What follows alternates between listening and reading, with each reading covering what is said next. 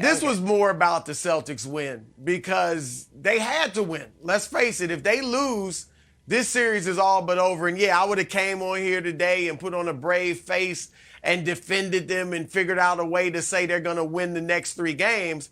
But we all know how hard it is to come back from a 3-1 deficit against a well-coached team, a veteran team, and a hungry team. And that's what Miami is. So this was more about the Celtics. On the flip side, Miami losing is kind of par for the course, right? Ho-hum. It's what we've seen in this series.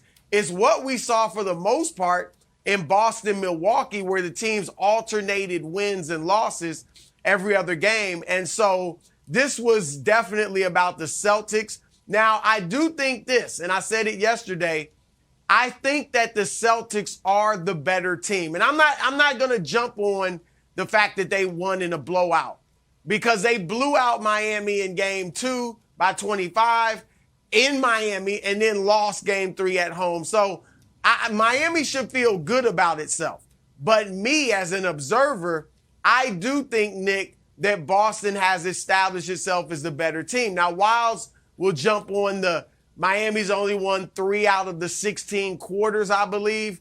But I'll go here. True. Boston has outscored them by 28 points in the series. And while you brought up yesterday Bam Adebayo, you say he's the 3rd best player in the series. That's fair because he's a great defender. But I would say for sure Boston has 2 of the 3 best scorers. And that would be obviously Jason Tatum, No doubt. Jaylen Brown, along with Jimmy Butler. So I think I feel good as a guy that picked Boston. I feel good about them. Even though they don't have home court, I think they're now in control of the series. And I'm saying, Nick, I still think they win this thing in 6. Well, the control of the series thing to me is surprising to hear you say, because typically if a series is tied at 2, the home team is the one we all agree is in control of the series, and Boston isn't the home team. I'll tell you what is not concerning and then what is concerning. What's not concerning is that Miami laid an egg. And it's not concerning because if you've watched the Heat this year, even if you just watch them this postseason, about once every 2 weeks they have a game where they look like the worst offense in basketball. They did it against the Sixers when they scored 79. You knew it was coming at some point in this series. In fact, we can play it for you. When I picked the Heat, I did so begrudgingly because this game was inevitable. Go ahead and roll it. Listen, I'm going to watch this series. There's going to be games in this series, Brew, where the Heat scores 77 points. And I say, how did I pick this team? Oh, boy. That team really looks like it stinks. But then you remind yourself, they're the 1 seed for a reason. They got this far for a reason, and you don't want to be prisoner of the moment to the most recent result. Now let me just tell you quickly what I am a little concerned about. Jimmy Butler is a great player.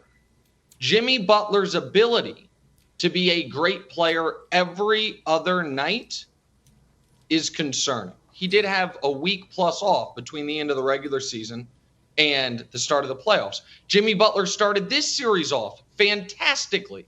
Well, he had an extended break, I think 5 days, because Miami dealt with Philadelphia earlier, while Boston, Milwaukee went 7. And we even saw in the finals run that Jimmy Butler would have great game, mediocre game, great game, mediocre game. That whether it's because how hard he plays on both ends, whatever knee issue he's dealing with, his ability to be excellent every single night, I don't think his body will allow him to do it. He plays so hard, and maybe his body's breaking down just a bit. The question is, these last 2 games, where Jimmy only played a half in game 3, and then played the entirety of yesterday, but I would imagine didn't have to really exert himself much after midway through the second quarter because the game was so out of hand. Is that a bit of a break for him? Or is he, because if he is not able to give you 30 points on high efficiency, the Heat flatly don't have enough offense. So that's the only concern I have is Jimmy damaged or was he just tired? And if he was just tired, I think we can expect a better game 5 performance. Are you worried about the quarters that the Celtics keep winning? Because it seems to me that you're starting to come around to the Celtics. You have a lot of outfits in your house, and you looked through with Danielle like, how about this one? How about my green tie, green pocket square, and where's my green Sharpie? Oh, here it is. So I thought it was a great job. Are you worried about the quarter? Are you starting to come around? All right. Yeah. Okay, so we'll get into the quarter Miles. stuff throughout the show because it's so dumb. Because yesterday Boston dominated that game, but they only won the quarters 2-1. And as for you're right, I did choose this suit and tie specifically for today.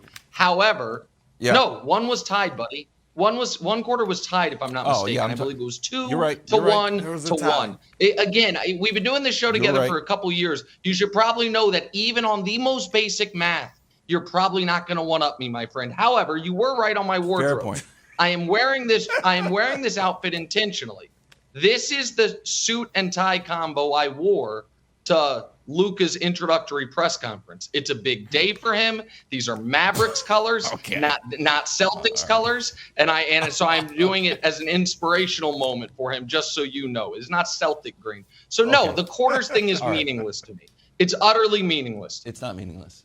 It's not. Okay. Broussard, you seem to be a little bit more on the fence about the quarters thing. Let me try to convince you because my arguments to Nick are falling on deaf ears. Here's why I think the quarters are important. And the stats are this. The Celtics have won or tied 13 of the 16 quarters of basketball. And why I think it's important is because it's easy to diagnose for the Celtics what went wrong in this series. Why this series is tied 2-2. You can look at the every quarter and be like, right there, we had a lead and we started to turn the ball over, and then we started this game slow. We need to fix those. And they did. They came out of the gate, boom, like a rocket today, so that's fixed, and didn't turn the ball over. So those are fixed. Those were the Celtics' issues. Turnovers and starting game 3 slow. If I asked you, what are the Heat's issues? Can you give me 2? You'd be like, just 2? Well, we got health. We got Bam couldn't get going. Tyler Hero's not there. Rebounding seems to be an issue. Robert Williams is a force. We can't stop Tatum. There's a lot of different issues. So I think the quarters give you a window into diagnosing how the series has gone. The Celtics have won or tied 13 of them and had 2 bad ones. They lost last quarter. I don't even count the final quarter last game because the guys were out. So that's why I think it's important. I know everyone's like making fun of me. It's actually an easy way to diagnose what's wrong with the series, where they've only lost 2 quarters legitimately in the entire series, not counting the fourth quarter last night. Well, look, you're not completely off your rocker. All right. I mean, it's support. It's evidence for what I've been saying. Boston's a better team. Okay. But I'm not going to go overboard with it because last night, Miami won the fourth quarter. Did it matter? No. And why did they win the fourth quarter? Because they were getting blown out and their reserves came in. Duncan Robinson is hitting a bunch of threes. My point is when you get down big in these games, it's not unusual for the team that's down big to win the next quarter or 2. Because you're down so much, it may not even be relevant. What are we talking about? So that's all I'm saying. It is just telling you.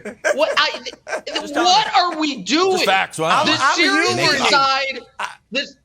The series is tied 2 games apiece.